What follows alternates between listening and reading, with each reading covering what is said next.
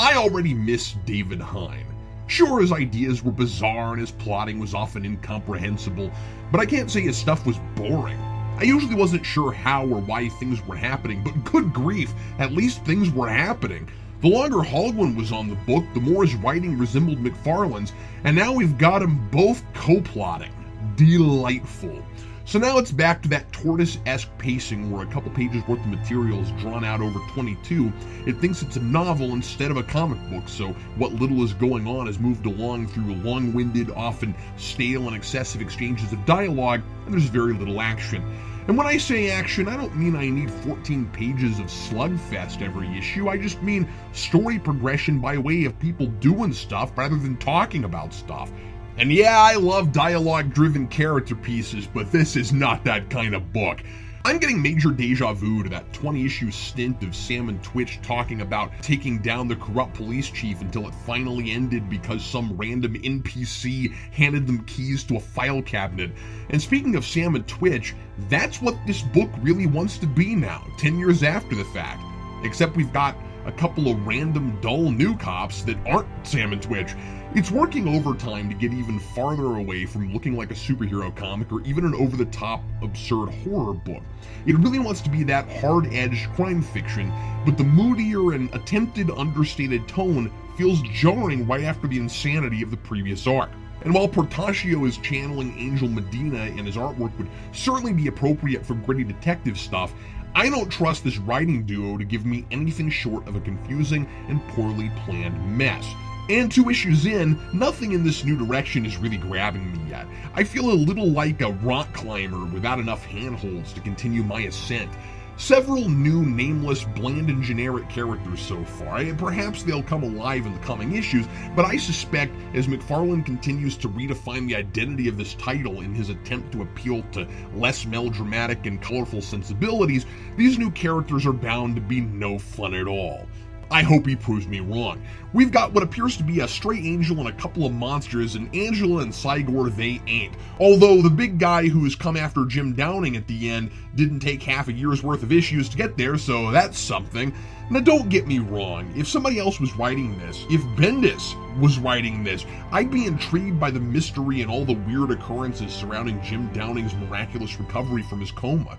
There's the guy who killed himself because Downing's recovery seems to have signified his failure to whomever he was working for, and I wonder if his headless corpse resembling Al's and his death happening at the same time is a clue to anything, or if it's just coincidental and looks kind of literary to have a paralleling suicide case.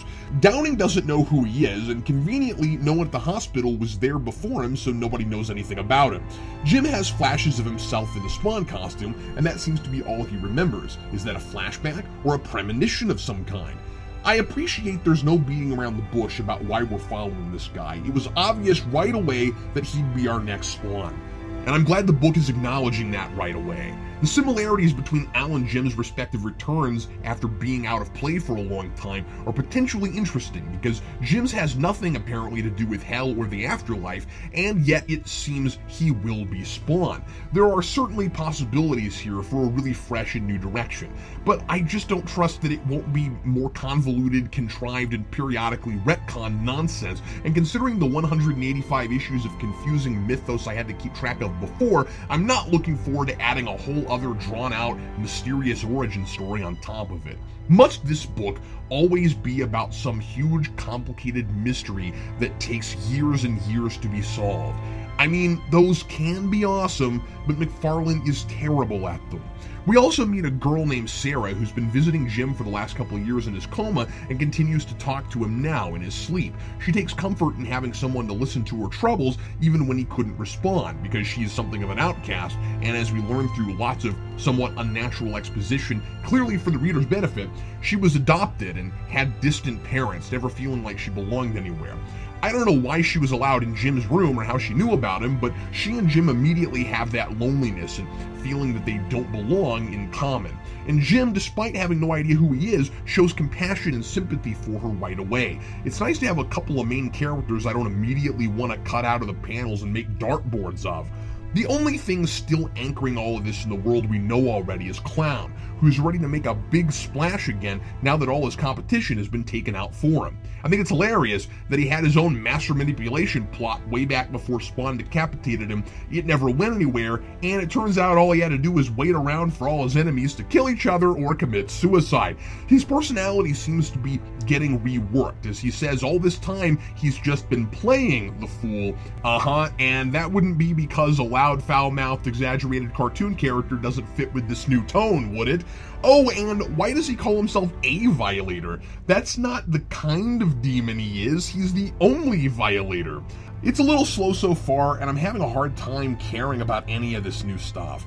But maybe I'm just feeling melancholy because I may have just murdered my own rational mind. Signed, Captain Spawn.